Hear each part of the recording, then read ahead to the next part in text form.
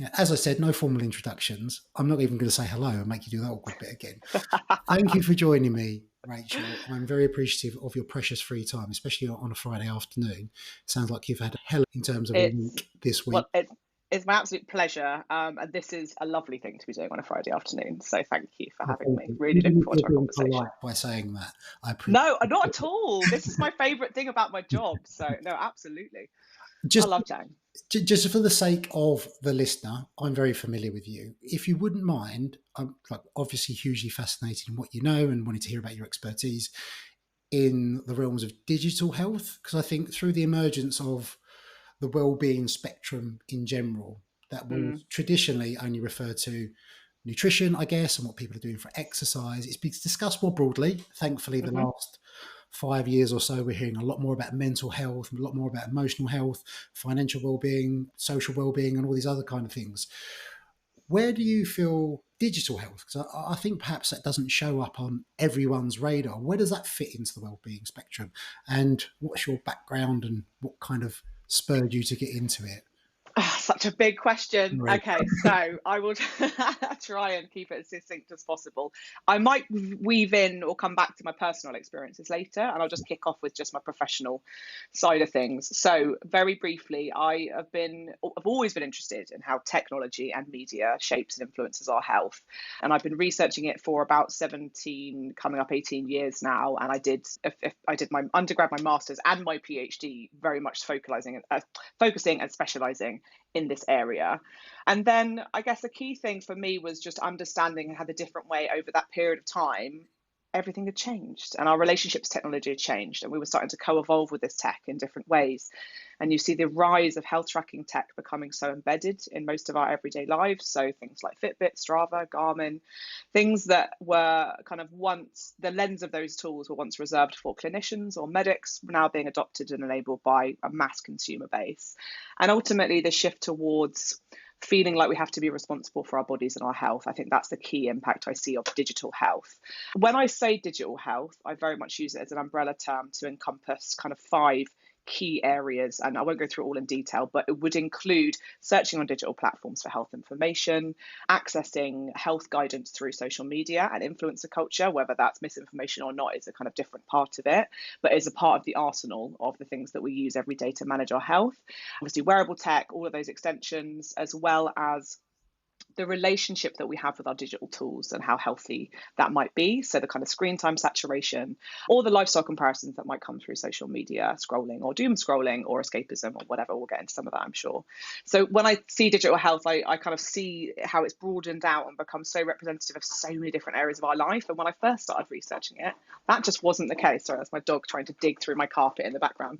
Monty, not now. Really has changed so dramatically. And then after my PhD, when COVID hit, and I was just kind of simultaneously horrified and fascinated by all of us retreating behind our screens, those of us that were lucky and fortunate enough to do so, that weren't kind of on the front line of managing this pandemic. And I did some research which kind of led me to develop my business, which is Dr. Digital Health, where I consult for private and public sector on how to look after their employees from afar, really, and have a greater understanding of how our digital tools shape our everyday mental health and physical health.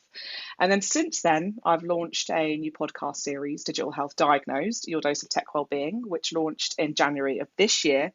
And it's the first evidence-based podcast to help listeners diagnose their mental and physical health and how technology shapes their everyday experiences with that, and provides tips and strategies to live well with it. Because I think health and digital health has become so representative, so many different areas of our life, kind of whether that's the kind of productivity lens, the hybrid work-life balance, identity, the impacts on mental health, social media, information or misinformation, let alone just maybe just health tracking, going for a run in the morning or step counting every day. There's so many different areas. So it's my attempt to try look at all of those different ways that digital world is impacting our health. Yeah. And might I add, the podcast is excellent. I can, Oh, thank yeah. you.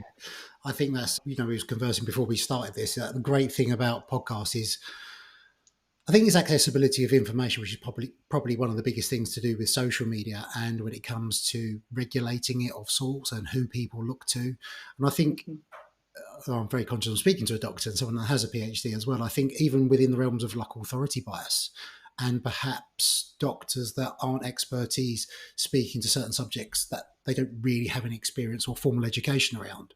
Absolutely. And I think that's a really good starting point, actually. If we turn, if like the rise of social media, I'm only going to speak for myself. I existed before social media. So I'm now in a position where I'm got two kids and I'm thinking about navigating it for myself because I don't fully understand my relationship with it. I think I'm always reflecting on my relationship with it Mm, because I think on a deeper level, it does tap into not only I see self-esteem, but our deeper feelings of self-worth. mm, And in terms of status and hierarchy and how important we are and whether we're doing what the person down the road is doing is not really a question. It's whether we're mm, doing what millions of other people are doing. So we're in this perpetual loop of comparison, professionally, personally, in every aspect. But yeah, couldn't agree more. the positive, I guess, is it does give people accessibility to that information that they might not otherwise receive. So there's this double sided coin in which, yes, there's some great information out there and it gives accessibility to people that wouldn't have it otherwise. And it does help a lot of people. It also has the Mm, ability to connect people. I've been fortunate enough to meet yourself, for example, through social media. mm. But let's start with the flip side of that. What do you perceive as the biggest negatives or I guess over reliance that we have sometimes because we create these like mimetic parasocial relationships with influence as well and people that we look up to that Hmm. I feel isn't always truly representative of them. There's an element of performatism, and as much out there is out there about being authentically yourself, I think social media almost sets us up for deception on a more sinister level, like a Mm, stealthy infiltration into our psyche, if mm. you like, because Yeah. you can be super and hyper aware of these things. And I'll do things like I'll hide likes, for example, because I don't really want to get feedback from my content because I don't want to attach anything to a number, but also don't Mm, really want to see what everyone else is doing because that yeah. naturally, even though I'm aware of it, I know it's like monopoly money. It Yeah, it's a means good way to nothing, describe it. essentially. It's not my phrase. I can't remember who I stole that from. That's a very good way. But I think Yeah. a lot of influencers are in this position where, and again, I'm going to paraphrase the quote I heard, but the persona is incapable of feeling love, only receiving praise. Very nice. I And like that a lot. I like Where's that that. from? I will Yeah. find the source, but it's not mine. I've Please. stolen Love it. it. I can't take credit for that. I've Yeah. stolen it. And I do feel like people curate this persona, even though they're hyper aware of all these things that influence it. And yeah, sorry, I'm going off on lots of tangents, lots No, no, of no. You're for you covering now. But I some think amazing stuff. I wonder how this taps into our sense of self as well, especially when pre-social media, we were all subjected to that subconscious programming, and I want to speak to you especially about body image and our perceptions of self and when it comes to masculinity and femininity, what we should embody physically and what we should do in terms of behavior traits, attributes we should portray and reflect onto the world. Mm. There's so much more. There's so much more. I love that quote. I think that speaks very closely to, I guess, the key side of social media, which, and I'm guilty of it too, even as somebody that has been researching it for as long as I've been a researcher, and for somebody that also grew up without it and adopted it as a young adult.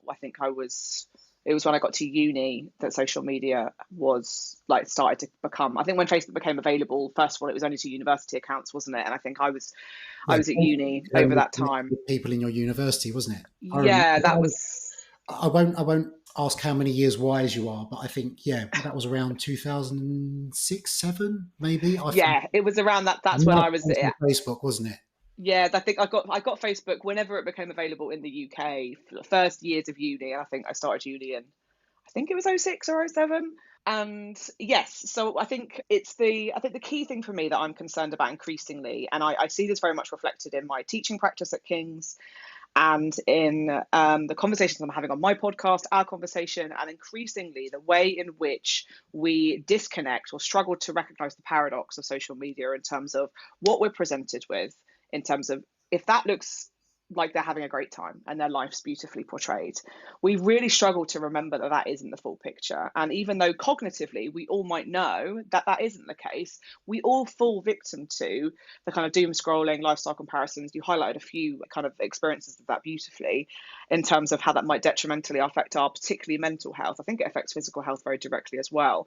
But I think that is probably the thing that concerns me the most moving forward, and particularly for the younger generations who are becoming more versed in online communication and portrayal and representation of self than perhaps social or kind of communicative interaction face to face. And I see the rise in the mental health crisis. Of course, COVID exacerbated it, but the additional part of that is because we were all stuck behind our screens. Of course, there's anxiety around the pandemic, but not seeing people has also given rise and exacerbated the mental health crisis. And I think for those that have lived, well, even if we have lived without it, we still struggle now. So what must it be like for those that have lived with it from dot and have grown up and normalized that? And I think the social skills that get lost, the communication, the community, the connection that you build face to face is so invaluable for us as human beings needing connection and community. And I was talking to Dr. Sula Wingasson, aka the health psychologist, on the second episode of the pod.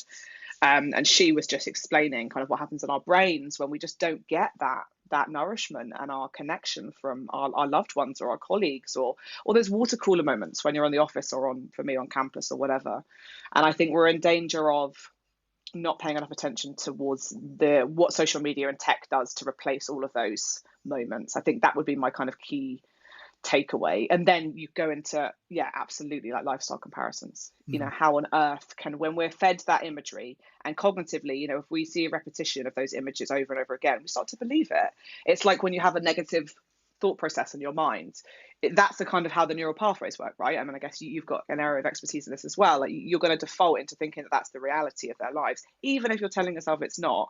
If you see it all the time, you just start to believe it. And we're very visual creatures. We operate in a visual culture. It's why celebrities and kind of the rise of influencers is so celebrated in, well, it's Western obviously and Eastern culture as well, but particularly Western culture. We've been that way for a long time. And I think that social media has embedded itself as, this is their representations of lifestyle. This is how you can live your life in a very aesthetically Insta pleasing or TikTok pleasing way. But there's a complete lack of nuance. And I think even those that try and show the good stuff and the bad stuff, it's still snippets. So even if you have the demonized self do you remember that phase? There was a trend fairly recently around crying on TikTok for people that were suffering with mental health. Now, and this isn't to diminish that as a practice of kind of normalizing vulnerability and normalizing crying and normalizing mental health issues, but that in and of itself to me is somewhat problematic in terms of the performativity of it and the currency of likes and the monopoly money. I like that analogy. That's great. And I in my book I call it the currency of likes, or the quantifications of sociality, or the quantifications of status, because we ascribe so much value and self-worth to data and the acquisition of those likes. And I'm all for hiding likes. I hide my likes. I do it for me, no one else. Yeah. Oh no, 100%. Yeah. I mean, yeah. I guess there's a part of me kind of being like, look, I don't want anyone else to equate that image to a certain quantification of a feedback economy and therefore an attention economy, and then they got the digital capitalist element to that. But on the flip side, I don't want to know. It doesn't matter if I start getting pulled into how many likes I get on a photo, then I'm in trouble because this is my work. So yeah, I have to step back from that. So I don't know. I kind of jumped all over the show. No, that was excellent. And I think, speaking to what you mentioned, the word was on the tip of my tongue, the performative aspect. I think of even what should be more relational content, but if it's curated relational content, it almost becomes transactional because you're posting that for the little dopamine spikes or a set response in the hope that it's going to go viral. And I've heard that referred to as sad fishing and vulnerability porn. Vulnerability porn I've heard of. Yeah. Sad fishing I have not. Okay, you're dropping some absolute bombs today, Dan. So I will be from everyone else. I don't care. They're fantastic. But yeah, again, it's that curated, what should be quite authentic, relational content ends up being quite transactional. And I'm sure you must have seen the episode of Black Mirror. Nosedive. And I feel like we're there.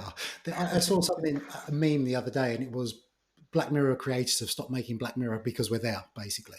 There's no need I to would agree with that. catastrophize the future. We're basically in Yeah, it. yeah, we're in that Yeah. catastrophic space. Yeah. And I guess the scary thing is there's like almost an element of truth in that, because I find with the work that I do in health and fitness space, you are judged on that as well. And I have heard people from younger generations say, "Oh, I wouldn't listen to that person because they've only got so many followers." Or Oh yeah. I know I've used this example a couple of times. I think I've mentioned this on the podcast, but I had a journalist friend of mine pitch me. He does some production work for some TV shows, and it was as a nutritionist on the show. And they said, "Oh, we love his content. He just hasn't got 10,000 followers." And so as hyper aware of those things as I am, that doesn't mean anything on my experience, doesn't mean anything about my credentials. It does make you feel a bit rubbish. Yeah. And you spoke to like social currency, and with social currency comes reach, comes power and influence. Mm-hmm. Is you're seeing people that are put in greatly responsible positions that have the power to influence a much younger audience, that have, I guess, almost like more weight and more authority than those that actually hold credentials and experience. Yeah. That in itself is Yeah. terrifying. It really, it's probably one of, I don't tend to get angry a lot in life, but it's one of the few things that I do get quite angry about this, because it's, and again, this comes down to the visibility or presentation of self. And if you can present yourself as authoritative, if you've got, that blue tick and you've got X amount of followers, or you're hitting a certain amount of likes, people listen. There's a validity and a kind of status that was once reserved for experts, and I'm not saying experts have to necessarily have a million qualifications, but people that knew what they were talking about, or people that had the backing and the years of experience and so on. And this isn't to kind of diminish those that might be fantastic at what they do without years of experience, because I'm not being that reductive, but what I am saying is that I think the way in which credentials or expertise can now be manufactured or presented through the platform economics, in terms of how Instagram presents, how your profile looks, TikTok, what can go viral or not, the algorithm pushing, people with more followings to be more visible to other, all of that stuff plays into it, right? So you've got, absolutely, it's transactional, to go back to your earlier point, but there's so much research now coming out about particularly the younger generation health information, that they're far more likely to follow it. And this is, Sophie has done obviously fantastic work in this space, Sophie Medlin.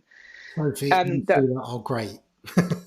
Sorry? I know Sophie and Sula, I know they've both been on yours. They're both excellent. Yes. Yeah, I'm big Yeah, they're fantastic. Yeah, and so, but she was telling me, and I think we might have discussed it on the pod, about how like the younger generation are now more likely to follow an influencer's health or fitness guidance on social media, who we can't necessarily identify certain credentials or qualifications, than they are kind of the NHS or WHO or WebMD or whatever it might be. So that's really, really interesting and quite worrying. And I think that's just in the health space, let alone all the other things that people can be kind of using the platform to make money from. And ultimately, it's that kind of commodification of self, which is just so deeply, inherently capitalist and neoliberal. And it is transactional.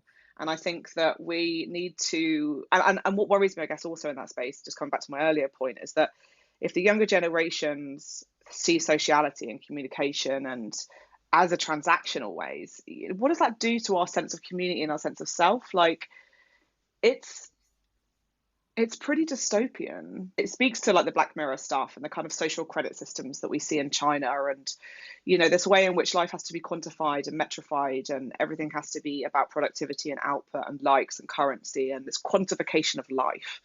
That is damaging to one's sense of self when we kind of measure ourselves against kind of productivity or the amount of followers or the amount of likes, all this stuff. That's not how we work as human beings. And if we base our sense of self-worth or whatever it might be on that, then I think that we're setting ourselves up for some serious issues when it comes to mental health issues, like trajectory for mental health crises. But yeah, that's quite depressing for a Friday afternoon. Sorry. No, not at all.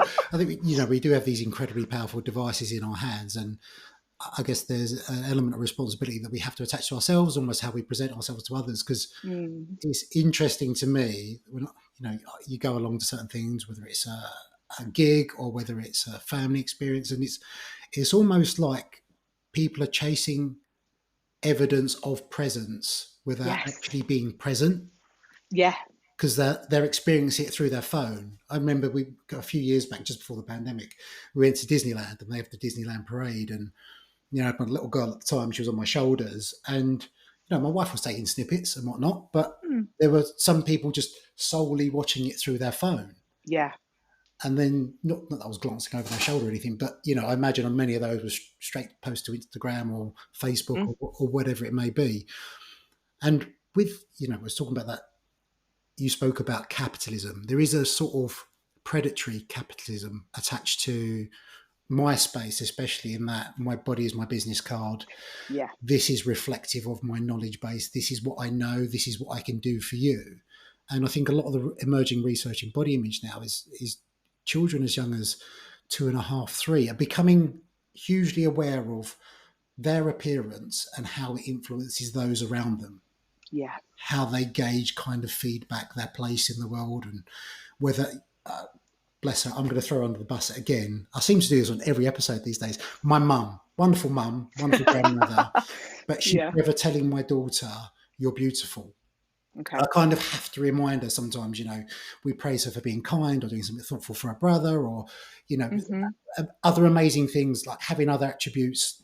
I think that should be more celebrated rather than just, you are just a pretty little thing, Yeah. because I'm biased. I agree, obviously, but I don't want her growing up under the belief that her sole value in this world is based on her appearance. And without question of a doubt, women, girls have experienced this from the start of time. I think the first corset goes back to the 16th century, and it was referred to as the two bodies. And you see this awful picture of almost like a minuscule stomach, and I just wonder how many deaths were a result of that. And Yeah.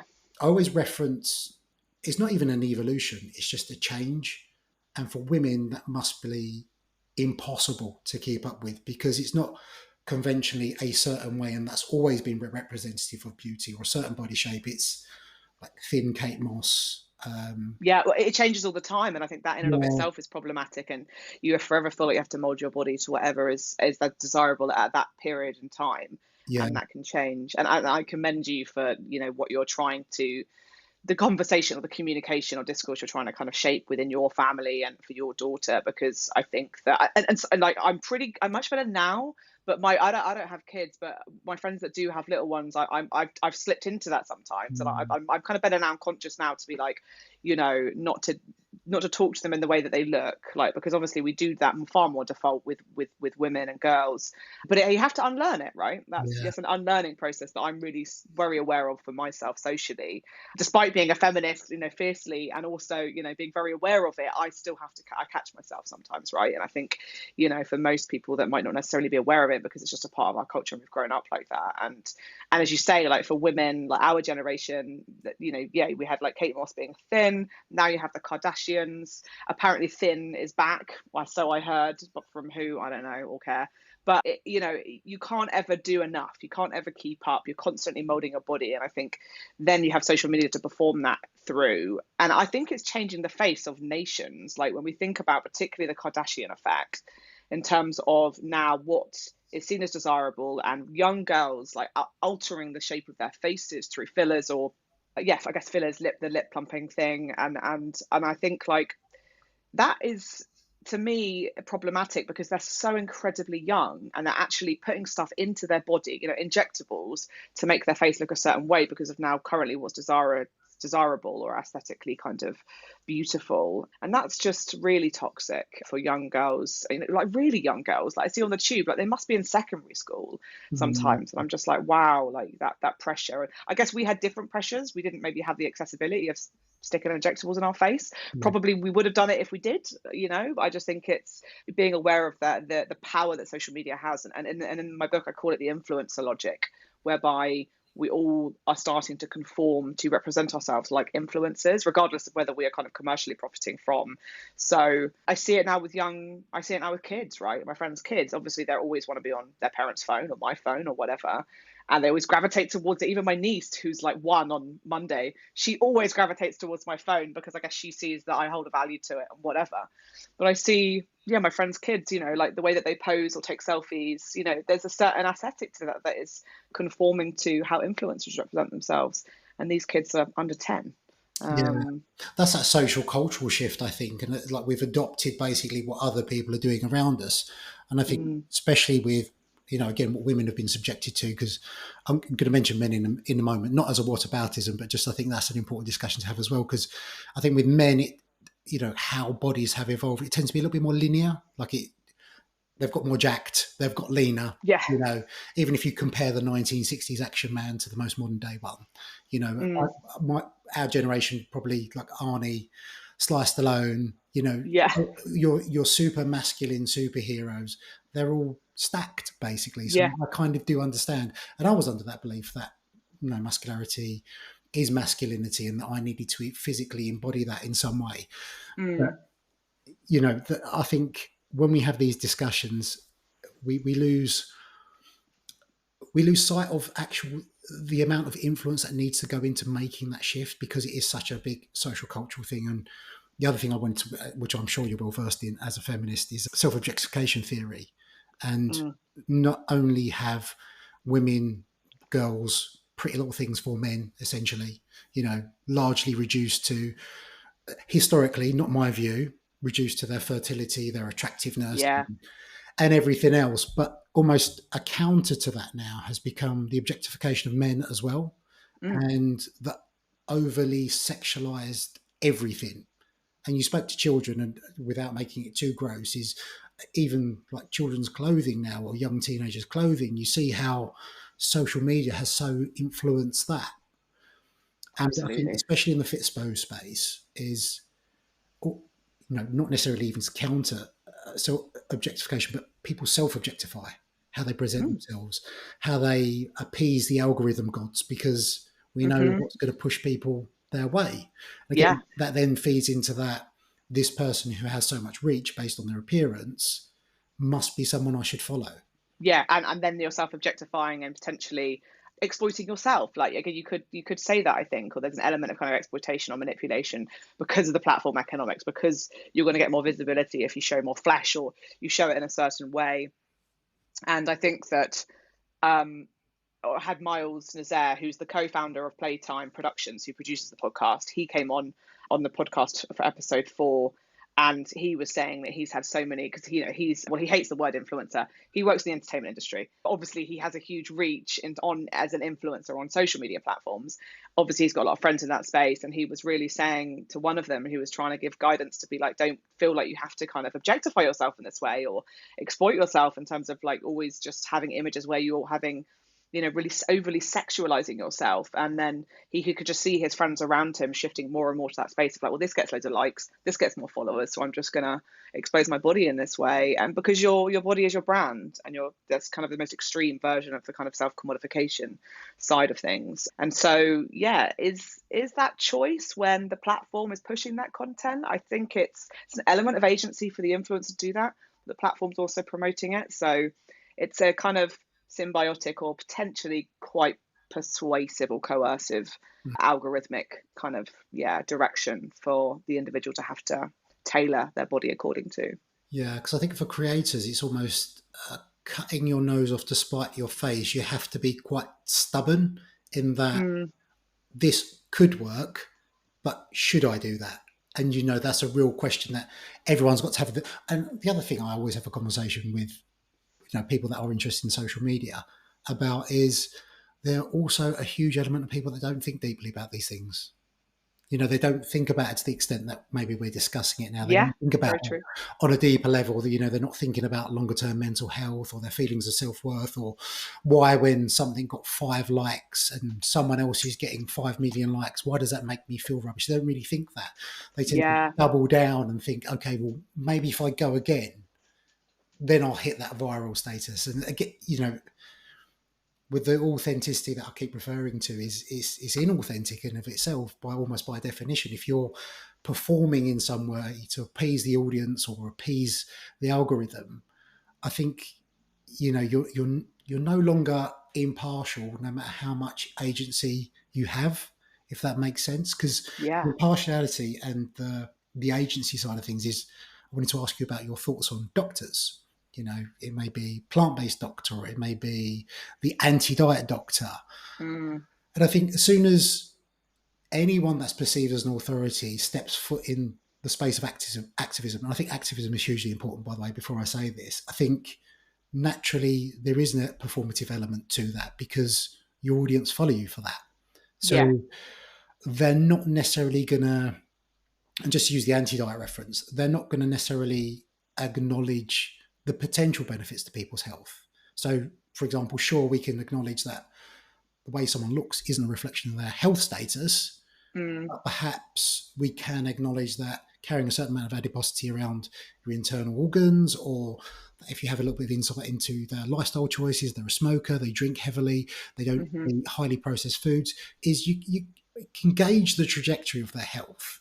But they miss that conversation because they're performing to an anti-diet audience. And Yeah. I find almost in the space of, we've got pro-diet, diet culture, people that are glorified and with their bodies that are single-digit body fat, saying that's reflective of health. We've got this overcorrective pendulum swing that's gone towards body positivity, which is just don't worry about it, just love yourself, when a lot of people don't even like themselves. Very true. Yeah.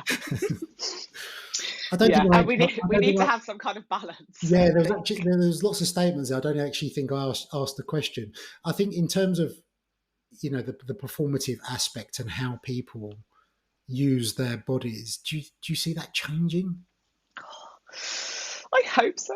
I'm going to try. I feel like I spend my days just talking about all the terrible things about social media. And sometimes with my students, I'm so sorry. I hope you have a lovely day after that dystopian way. But no, look, I think that, look, it's so good that we can have people that are experts sharing information on a big scale. And look, NHS waiting times are crazy, GP waiting times are crazy. There is so much good stuff out there if you know how to use it well. It's the knowing how to use it well piece and spotting the misinformation that's the problem. And the platform should be doing something about that, and they're to answer for that, I think. I don't think we can say individual people shouldn't be circulating that content, as much as I kind of fundamentally think that. You come down to censorship issues and freedom of speech, right? We have to be able to kind of manage. Well, in terms of police. Exactly. So I think it should come down to the platform kind of, if they could roll out the COVID flag, on any content that might be COVID related, why can't they do something similar for nutrition, or kind of fitness, or, as you say, for Fitspo content, anti-diet, whatever it might be. Coming back to the GP thing or the doctor thing, I think there's just that lack of nuance, and, as you say, like how we perceive what is healthy and what is not healthy. Oh, sorry, I'm just getting a message through. How we perceive what is healthy and what is not healthy becomes so incredibly reductive on social media. And I think it also is the challenge of, how do you translate peer-reviewed, evidence-based research into bite-sized, accessible, interesting chunks of information and content? Like, it's so difficult. I have struggled with it. I've had pockets of trying to do it, and I just think, God, this is really hard. I'll write a book and see it, but that's not going to translate, on like a big public kind of mass scale, which is a big part of the reason why I wanted to do the podcast, because I was like, right, this is a good way to get out evidence-based work to a bigger audience, hopefully in an accessible and digestible way. But I think that, doctors or clinicians that are using social media have to pigeonhole themselves into certain spaces to get that reach. And that is a decision of theirs, and they're doing that for kind of monetary gain, fine. And, as clinicians, maybe they should be a little bit more, there should be kind of an ethical component to it that might be a bit different if you are just a content creator, because surely you're kind of bound by medical ethics and things like that. But the reality is, obviously, you will get some that just want to commercialize and commodify their work. You can't necessarily regulate that. But I think it speaks to the challenges of, like, how can you make something so complex simple through social media? And I just don't think it's very difficult to do that. It's not sexy either, is it? Because we tend to be attracted it's not sexy or spicy polarized or like sensationalism titles. Those tend to be the ones that are shouting the loudest, that speak with conviction. We almost confuse it for competence. Yeah. And it's thought leaders. That's my latest bugbear. It's like the ones, and I'm like, what does that mean? And then I'm like, I'm always fascinated when I see thought leaders circulating on whatever, like particularly on LinkedIn, I guess. And I'm like, what what's the qualification here or whatever? And sometimes it's just that you're incredibly articulate and you have an ability to command attention and authority based upon the way you present yourself, which, we've always had people like that, I guess, but now you've got more platforms to enable the visibility Mm, of those voices and the potential for hate or harm, or, Andrew Tate obviously is a very good example, unfortunately. The platforms should be doing more to monitor mm. that type of content that I think is toxic or harmful, whether that's for mental health or physical health, or inciting hate or whatever it might be. Mm. I think that's a lot of speculation around even characters like Donald Trump, is because they speak with such conviction and Absolutely. engage. It's not necessarily people are paying attention to what they say, it's how they present it and how they speak. And okay, not the most articulate, but you can almost see people when they are a little bit more articulate confuse that as well. But I think that speaks to the everyday person, right? The Mm. relatability piece on, like, he is relatable, he's shouting for change. Change means something different. My algorithm's telling me everyone else agrees with me because my algorithm is I'm in an echo chamber. So, and that is, we've got a lot of media's got a lot to answer for when it comes to kind of political polarization and like Brexit, of course, and Trump, getting into power the first time. Let's all hope not the second time. And I think that, yeah, you have the kind of somebody who's speaking loud, being kind of polarizing, having a voice for the masses, or a very relatable, accessible voice. Then you throw the algorithm into that space to kind of further polarize or normalize the extremism, or normalize the kind of rise of these fascist or very right wing discourses that we see it happening all over Europe now as well. And the algorithm has got a lot to answer for in that space. But how do you know it's happening? You don't know what you don't see. Yeah, yeah. So As you say, it's like the algorithm feeds you more of what you like to see, or what yeah, enrages you, and that tends to be a lot of rage baiting. It's deliberately provocative. A lot of yeah, the people, not only are people showing more skin to get attention, they're calling people names, or whatever it's called, a hook at the start of videos. I haven't yeah, with this social media thing. It's very much a necessary evil for me. I yeah, agreed. use it selectively. I have to use it for work, but and it's been great for meeting new people as well. But yeah, Mm, give me in-person events or in-person learning experiences any day of the week. yeah, same, definitely. I wanted to ask you about your thoughts as well on not just obviously social media, but health tracking and these arbitrary numbers that are thrown out and the gamification of our health these days. Hmm. Because I speak to a lot of people and I often refer to it as inner wisdom and outer wisdom. And arguably, most people, or a lot of people, could do with developing and cultivating this more outer wisdom. So when it comes to tracking apps, especially food tracking apps, or even flipping foods over and looking at the label, seeing what it consists of, like the energy density of it, some Hmm. people need that initially. A lot of food, Mm, from moralizing terminology attached to things like clean eating.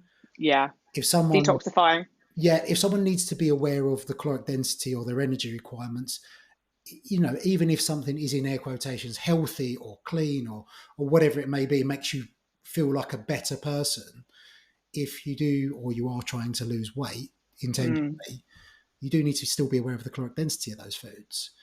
But what I experience is a lot of people come to me having been through that space, and they've almost become overly reliant, and that they're no longer attuned with their inner wisdom.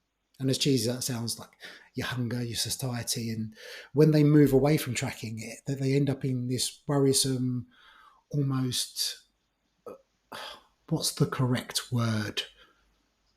Not just body preoccupation, but this preoccupation about every morsel of food, yeah, just being anal about everything. That there's no longer yeah. joy attached to these things. Disordered eating practices, I Yeah, suppose. I think it can yeah. totally exacerbate it. Yeah, Yeah. even if it's not, and I think there has been over the pandemic, especially, there's been a rising Yes. eating disorders, disordered eating, I think, and orthorexia especially, although it's not a class as an eating disorder, orthorexic tendencies. Is it Are, not? I don't believe so, not yet, not under Oh, the that's interesting. DSM. DSM, I don't believe, not just yet. I Mm. know Renee McGregor. She's part of, Yes. she's part of a campaign trying to get it added to the DSM. I think it's probably Mm. due a refresh at some point. Yeah, would say so. That should be in there. Yeah. But yeah, orthorexia for whatever reasons, but we find that gets more and more restrictive. So it's clean Mm. eating in air quotations, then it's I'll go vegan, then it's I'll go raw, and then people end up in all kinds of trouble. But I've lost my trail of thought there. Where was I going with that? You started off. We were talking about health tracking, and I think I Yes. think what you Sorry. wanted to ask me was about like, yeah, like is there a tipping point, I guess, or Yeah. was it? It becomes that over reliance on that technology. Oh yeah, the over reliance. Yeah, that was it. Yeah. Yeah, so I think health tracking. Obviously, the initial motivations are always largely very well, most of the time very very healthy. I think I often get asked by journalists or in interviews, who tracks their health, and I'm like, well, today, most of us in some way, whether we know it or not, if we've got a phone in our pocket, that is tracking our health, even if it's just step counting or whatever. I think that it can be so incredibly beneficial to use those tools if you want to use those tools, just to have a bit of an insight into what's going on, or particularly if you're training for something, like a marathon, or just want to get a bit fitter and healthier.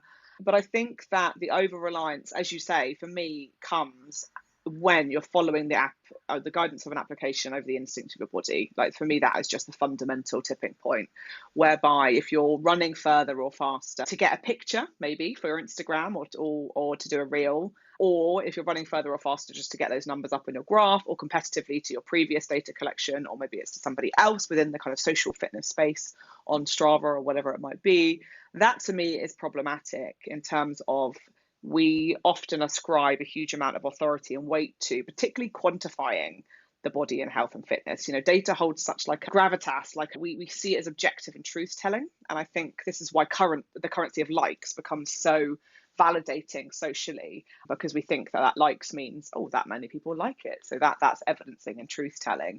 And I Like think me. the same thing happens. People Yeah. examine, don't they? They like me. Yes, exactly. Rather than they just like that photo, or Mm. maybe they're strategically liking it for their own algorithm, to gain more visibility for themselves. As you say, people don't always necessarily want to peel back the veil in the way that perhaps we do or might want to. But what was I saying? Oh yeah, health tracking. Yeah, so I think that it's a difficult space because it can externalize the interior of the body, and of course that's interesting and fascinating. It becomes an extension of self, whereby it kind of mediates everyday experiences. We walk further. I'm going to use my fiance's best friend again. I keep dropping him in it when I'm talking on the podcast because I keep referencing him. But when it was the pandemic, and he's like really fit and healthy, he's currently training for the marathon and London Marathon. And anyway, he was like obviously not getting enough steps in during the day, so he'd just walk around his block at night multiple times on the phone to whoever, catching up with family or friends, and he'd just do that just to hit his 10k step count. And yeah, I'm sorry, unnamed lovely friend who I keep mentioning that story, but it was just a very very good example of the molding the body to the data acquisition, or how we ascribe the value to the data acquisition. And if you don't get a certain amount of distance or speed, that can make you feel really bad. If you have gaps in your graph, so if you can't go out and do your run or whatever it might be that day, you feel bad because you kind of have a huge amount of self-worth and validation is tied to that data.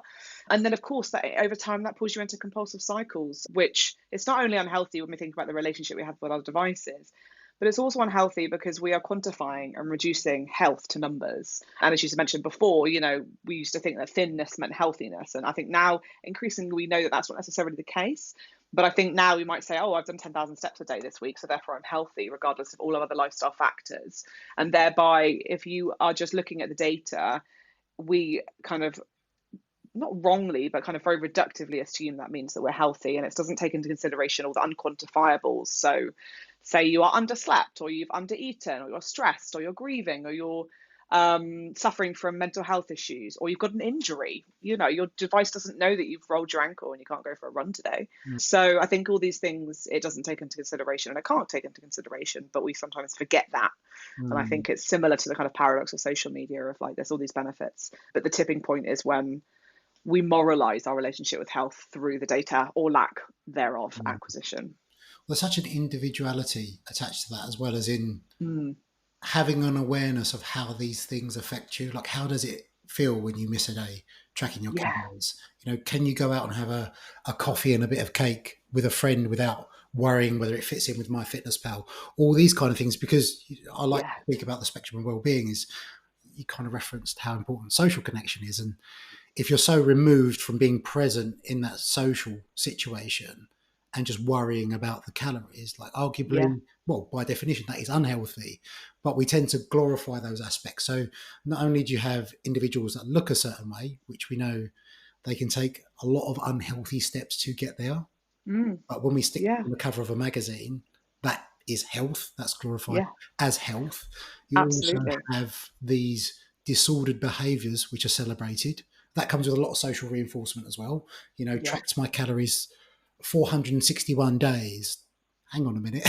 If you're having to rely on an app to tell you when and how much to eat, that's probably not healthy. And Hmm. again, we become over reliant on the external validation because it is that social reinforcement. And I can reflect on periods of my life where, you know, I was in a much larger body as a teenager, experienced like ridicule and finding your place in the world. Everyone is as a teenager, Mm. to losing a substantial amount of weight. And probably when I was at university, using it as a bit of a crutch. So I'd go running every morning, but I'd go lift weights 4 times a week. I'd also go kickboxing 3 times a week. I'd cycle everywhere on campus. And although I felt rubbish and I was depressed, I got told by a doctor I was depressed for the first time and put on medication at Mm. university. I had all of this interest and this curiosity about me and this social reinforcement, this applause almost for how disciplined I was. So it's very much a self-imposed prison.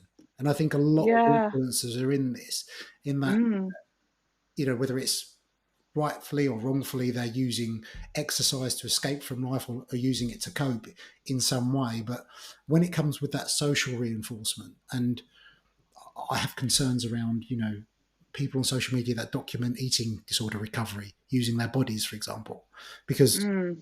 eating disorder, we know that's a mental health concern. That's not Yeah. anything to do with the food.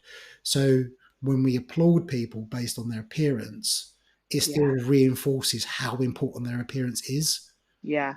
I think this goes back to what you were saying at the beginning about your daughter, Mm. isn't it? It's like every opportunity, the visibility of the body becomes a kind of mark, a tangible marker for health or fitness or aspiration or productivity or, Productivity, and another one for men, especially yeah, these days. Have you yeah. been in your ice bath this morning? Did you get up at 4 a.m. and go Where's for a everyone run? getting all these ice baths from? Like, that's what I want to know. Like every time I go on social media in the morning, I'm like, oh my gosh. Yeah. Yeah, But yeah. I mean, it looks fun, but to the exercise side of things, we saw a lot of it over the pandemic when gyms closed and everything, and that yeah. a lot of, and I'm not to suggest different, but a lot of people that were perhaps reminding their audience of their mental resolve, their mental resilience based on training, had that Mm, coping tool removed. yeah. And then all of a sudden there was a lot more discussion, which is great, around mental health. Hmm. But I don't think necessarily people acknowledged how much they were relying on that to soothe, to comfort, to deal with whatever was uncomfortable in their life, rather Mm, than acknowledge, okay, maybe I need to develop some more coping strategies in the toolbox. yeah. The pandemic, it was such a weird one because I think with the whole like going out once a day kind of thing, that also quantified our exercise and fitness and movement. Um, but I think the one thing that I found the stark kind of difference, I suppose, that I still see kind of translating into how we present ourselves online, but also how we ascribe self worth or gratification or moral worth is around this productivity thing. And I think the pandemic really, and we touched on this very briefly before we started recording, but the pandemic really accelerated that in terms of like every moment in our day being filled doing by something productive. And I called it the fear, like toxic productivity, but this fear of not being perceived as productive, like whereby, do you remember at the first phase of it when everyone was like cooking banana bread, doing loads of exercise, renovating their I was a homes? sourdough guy. You're a sourdough. God, I did none of it. Renovating their house, learning a new language. I've read this amount of books this week. I was just like, my gosh, like, Mm, it was, we all had time to think about how the value of our day, how we wanted to value our day and how we wanted to showcase that. And mm, the productivity side of things was fascinating because it was like, there's only so much we can be doing and we can be on our phones all the time because we're at home. So mm, let's showcase every tiny little thing to show that we're doing lockdown well. We are being productive. We're productive beings. And I think it really, and that's a very kind of neoliberal, kind of self-entrepreneurial, like I must be capitalizing on every moment of my day. And you see it now with the rise of kind of mindfulness, like, and well-being. It's like, I must rest, but I must rest productively. I must, go for my run. I must read a book. I must get away from my screen. The digital detox the kind of toxic narratives around digital detox. that we see heavily circulated by social media kind of wellness influencers. And I think the pandemic really kind of accelerated that shift in how we perceive productivity, because we just had more time. Well, we thought we had more time. But I would always say, like, but we're also dealing with a global pandemic, which is incredibly traumatizing and horrific. And like what's happening now in, say, for example, in terms of war and conflict in Israel and Gaza, like, you know, if you feel exhausted and depleted and your mental health is struggling because of the atrocities that you're witnessing, whether that's a global pandemic or a war, you're going to have less energy. You're going to feel lower. You're going to struggle for motivation and all these things. But I think we don't acknowledge that kind of wider systemic, cultural, global things that are happening and the impact on us individually every day. And I think that with the pandemic, there was more focus on doing than just recovering or living with well. And I think that's something that I see still existing, I think, in society today, very much. Well, that's very much part of the influencer culture, I think, documenting every waking second of your day. You know, I don't know whether it feeds into not only the external validation that we get and our feelings about ourselves, but everything becomes almost a status game. It becomes a flex of sorts. So if you're speaking about you've done a 5-minute meditation session, well, I spent my day meditating, or I read one book this week. Well, I read 10 books, you know. I read my book whilst in the ice bath, whilst staring into the sun to get my light. Yeah, I got up at 5. Well, I didn't even sleep. I just worked for 24 hours yesterday. Yeah, and you see more and more of that. And I wonder whether it is something more deeper rooted, that it is part of that status and feeling important, because I think just on a primitive level, we all want to be seen, heard, understood, made to feel important. I'm not going to pretend like I don't, but I think it's how much of yourself are you willing to compromise to get there? Well, yeah, and I think primitively, like well, not even primitively, 100 years ago or less than, we would have gotten that from living in more communities and having our loved ones or family closer, and having, you know, I'm not religious, but, you know, having the church or having those kind of communities around us. And I'm not saying, you know, I'm not looking at everything through rosy-tinted lenses and like technology has ruined everything and made everything bad, but the over reliance on the tech to fulfill those social or societal needs is the problematic part of it, because I think that we are using that in replacement of, as opposed to as an add-on or an extension or a kind of extra. One of my participants, when I was doing my PhD, she said, you know, she explicitly said, you know, I used to go to events just so I could put it on social media. I used to eat certain foods because it looked good for social media. I wouldn't eat foods that looked bad because it didn't look good on social media. And I would stop her eating certain foods, you know, like a curry, because it didn't look cool. And I was like, you've got to eat curries. Curries are delicious. I'm like, you know, don't not eat a curry because it doesn't look good for social, you know, like all of this stuff. And I think that as you go back to your earlier point, you know, it's replacing those, being present in those moments and those social interactions. And I think there is a seismic shift there whereby life becomes about self-performativity as opposed to human connection. And influencer culture has got a lot to answer for in that space. And as you say, this productivity piece, because of the kind of global crisis in terms of kind of economics, what's happening with wars, with the pandemic, you know, we're in a pretty difficult space right now, and it's hard. Life is tough for everybody to a greater or lesser degree, unless maybe you're an MP and the pay is going up a disproportionate amount, as we've read this morning. Please don't. I won't rant about the Tories. No, it's fine. I'm very anti-Tory. You never go full Tory. Yeah, that really annoyed me this morning. Anyway, it's Friday, but I do think that, you know, and everyone's time poor, and it's that kind of thing of like, you know, I'm going to use my tool to kind of create and foster those connections or sociality, and it can't do it all for us. And I think that, so therefore productivity has a greater level of significance, because it's like, you know, you are getting gratification or feedback, you are getting a bit of a dopamine kick from those likes or a comment or, you know, a DM or whatever it might be. So it does fulfill something, and that thing is not necessarily all bad, but it's like, as long as, but you've got to do the face-to-face stuff as well. I think got to do a bit of both. Such a great point is, you know, we can acknowledge that this social media isn't inherently evil. It's just perhaps that people use it to fulfill needs that it was never, I guess, designed for, or at least it wasn't when it was first conceived. Yeah. But that what you mentioned there about the productivity, I do find like in health and fitness, it's been the evolution of that was the 4 a.m. getting up to do cardio sort of person. Yeah. To the people that have then moved into more the entrepreneurial business coaching side of things, and that you know, join me and I can help you make 10K a month, and all these other bold claims. Is there's always something else, like a proverbial flex in there. Yeah. And Absolutely. that's part of that status game. The last thing, because I'm hugely conscious of your valuable free time, I wanted to ask you about, especially with reference to the pandemic and Mm. Zoom fatigue and people staring at themselves all the time. So we're already subjected Yeah. to our peers, parental influences in our formative years, is also filters. It's also Yeah. the photoshopping. Let's not mention Kate. Kate was only having a play around with her photo that she doctored.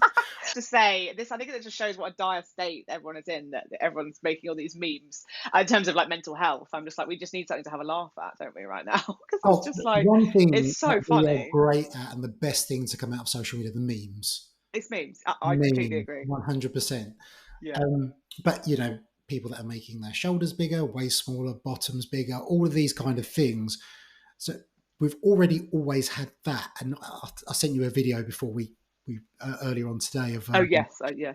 Yeah. the creation of AI models that people are knowingly signing up to look at sexualized content by AI creators. Yeah. And I just wondered your thoughts on what's already impossible standards placed upon people and their bodies, the potential with filters, cosmetic products, but also AI now.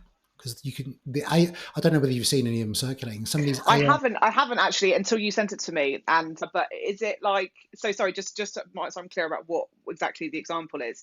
Is this AI models for like just looking at sake? yes, Like yeah, and that's it. other kind of content that is hugely Okay. popular. What is it? Would you mean pornographic content? Well, I mean, OnlyFans. So I haven't Ah, signed okay. up to the computer generated OnlyFans to tell you what that consists of. Yeah. But Right. That's just very used with interesting. AI models, but using AI to modify ourselves. So a lot Yeah. of these videos of like, even podcasts where there's been an augmented video of sorts where people are made to say things they never said. Not Oh, just like deep fakes as well, kind of Yeah, that. not exactly deep fake. So not just to alter their appearances, but actually portray themselves in a way of they would never do themselves. Right. Okay. Yeah. I mean, I guess it's just the next extension of self, the next Mm, kind of version of a digital double. Um, for things that are like genuinely don't look like human, like I don't know, it depends like how you kind of perceive AI or how well the AI is done, because sometimes it just looks like animation mm. to me, and then I'm just like that. I'm not so concerned about, because it's almost like an avatar. And I guess if you're like a gamer, I'm not a gamer, but I guess a lot of my students are, and I guess if you're a gamer, then that you could kind of perceive it as like an avatar, which I don't necessarily think is hugely problematic unless you want to live your life through that avatar, and then you kind of get onto the kind of too much into wanting to live life through the screen rather than face to face, I guess, That's another arguments. Black Mirror episode, isn't it? The VR headsets where Yeah. everyone's just Yeah. sat down all day. Yeah. Yeah, very disturbing. Or not that far away from the truth. What was I saying? Oh yeah, so the AI. Yeah, I mean, I have to say, right now, I'm probably more concerned about filters. And of course, there's an AI element to that. If it's like a full AI avatar, I guess that's problematic. Interesting if it becomes sexualized content. I guess there's an element of modeling is always going to be, it's always objectifying. Then it's going to be tipping into sexualized, I guess, in certain publications or whatever. I'm more worried about filters, I think, at this moment in Mm. time, because that is very much taking, who you are and molding it to look aesthetically pleasing for whatever platform it is that you want to. And it's very dehumanizing. And as you say, like in terms of promoting unrealistic body standards, like, you can't get much worse than that, because not only do influencers look, if their image is their thing, they probably look beautiful already, and then they're throwing in filtering and stuff on top of that, which obviously makes whatever their lifestyle is even more unattainable and aspirational to the everyday person. I think also Yeah. their future selves is if you're constantly looking at a filtered version of you and you're editing those Yes. videos or you're consuming your own content, is like what's your perception of yourself over time? And Yeah. my concern is like how does that feed into, because body images are very much a perceptive thing, but how does that influence, how do you present yourself in your day to day? Like how debilitating does that become that you feel like you can't leave the house because you don't look like the filter that you use? Like does it Yeah. affect intimacy with your partner? Does it stop you, going swimming and all these other kind of things? So it's a slippery slope because they're there. I consciously, I never use filters. And again, that's probably more for me.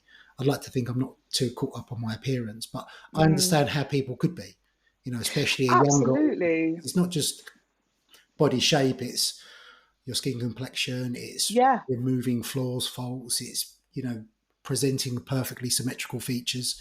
There's so many Yeah. things that can be done. I did a bit of an experiment video. It's on my YouTube. It's only a short video, but a photographer, videographer friend of mine I've done photo shoots, and sounds incredibly vain to talk about now in the past, but that I guess was part of my introduction into fitness, having come the academic route. It Okay. was like that has always Yeah. been the norm.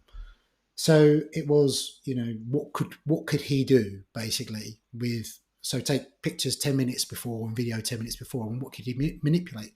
He did a bloody good job. But Yeah. he dulled down an image and he also ramped up an image, and those images were taken at the same time. But if I chose to present that on social media, no Yeah. one would know any difference. I could No. the after picture was broader shoulders, smaller waist, abs on there and everything else.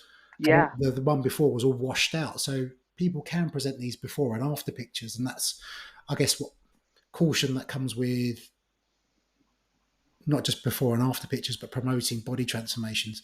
For me, as someone that's done them in the past, I don't feel entirely ethical or responsible, because it's always presenting the fact that the before is less than, and Yeah. many people have to adopt unhealthy behaviours or unrealistic behaviours Yeah. to. Yeah, definitely. And I think also, like, in terms, as you said, I think it was a good point that you made about how do you perceive your body over time? Because I think it comes back to what I was saying at the beginning of, like, you see a certain amount of content of selfies or whatever it might be, you're watching yourself, you obviously are aging, but you can make yourself always look younger. Mm, It's not very self-accepting, is it? I think, like, it's not ever going to kind of promote or endorse body positivity or acceptance of self or aging. I think as well, particularly for women, mm, I think this is incredibly problematic. And I think that when I think about filters, I often think now that fillers are just like the real filter now. When I think about the way that people are using, particularly younger generation, are using fillers, to go back to what I said earlier, kind of injectables to kind of mold their faces to look like filters, yeah. to look like curated content. And I agree. I don't think it's ethical. I think that this goes to where, anything that is a product or service that's being promoted should be explicitly detailed as an advertisement or marketing in some way or some kind of affiliation. And I think that if filters are being used, that should also be detailed because of the impact on mental health, disordered eating, body image, all of that stuff that we know got worse during the pandemic, and we know is getting worse because of filters. Like, we know that body image issues, particularly for younger girls and women, is a huge problem exacerbated by social media, and the tech companies know that as well. Meta knows that. There was, remember, there was that leaked, me and Sophie Yeah. were chatting about it, there's that leaked report about them knowing the correlation between body image issues in young girls on Instagram. Even I think television programs, when we see the likes of, and each their own, like Love Island, for example, that's been Yeah. associated with, I'm not saying like cause and causation, etc. I'm not suggesting that it is Love Island, but has been associated with a decline in the mental health of a few people that have been on there, and Yes, very how good they point. present people. And we kind of acknowledge it's an issue, but because it makes money, it's not that much of an issue. We can deal with it. So we look Yeah. after our contestants' mental health, but no one actually knows the full extent of that. But that to me is exploitative. That Yeah. goes to whether we are self-objectifying and showing more flesh and feeling uncomfortable about it to get more likes, visibility, and Mm. commodification of self, or whether you're more and more in the public eye, being capitalized upon by a production company and therefore being exploited, Mm. and the kind of impact on your mental health, social media, trolling. I always think about social media like trolling as like road rage. Like, would you say that to somebody face to face, but you've got that screen in front of you? Mm. So It you dehumanises people, as you said earlier, doesn't it? absolutely, It's because yeah, not only are there repercussions sometimes when you behave in certain ways to other people, but if you were to look another human in the eye and say some of the things that you just wouldn't, you it's wouldn't. beyond unkind, it's cruel, Yeah, it's racist sometimes. Some of the stuff yeah, people say online is absolutely crazy, and anonymously as well. yeah, There are no repercussions for that. So I think anyone that is considers herself a good person, like repercussions or any, I'm not condoning violence, by the way, on here, but public discourse and repercussions aside, I think to look another human in the eye and speak to them that way, you just wouldn't. No. I was going to ask you for a few little tips towards what people can do maintaining their digital hygiene, but instead I'm going to just say, go listen to your podcast instead, Okay, because that's great. there's loads of tips on that. Thank you. Lastly, if people did want to find out more about you, hear more about what you do, listen to your podcast, where can they go? Yeah. So, I mean, I guess socials is ever the paradox of someone that critiques social media and has to. I know, exactly. So, well, yeah, I mean, I would say, the best place to kind of find what I'm up to, up to date is the podcast, The Digital Health Diagnosed, Your Dose of Tech Wellbeing. We're on Spotify, Apple Music, and YouTube. Or Instagram is probably one of the best places where I'm kind of most publishing up to date, work that I've done or collaborations or any kind of publication. It tends to go on Instagram first. So Dr. Digital Health, or my LinkedIn as well. Please, feel free to reach out. Yeah, but this has been lovely, Dan. Thank you. And I'm very appreciative that not only of your free time, but it's also a Friday. You've probably got plenty of better things to do. It's great. I love it. Yeah, thank you everyone for tuning in. If you have tuned in, please do go follow Rachael. I will be tuned in for future. You're not rid of me now, I'm afraid. You're stuck with me. Fantastic. Thank you very much, Dan.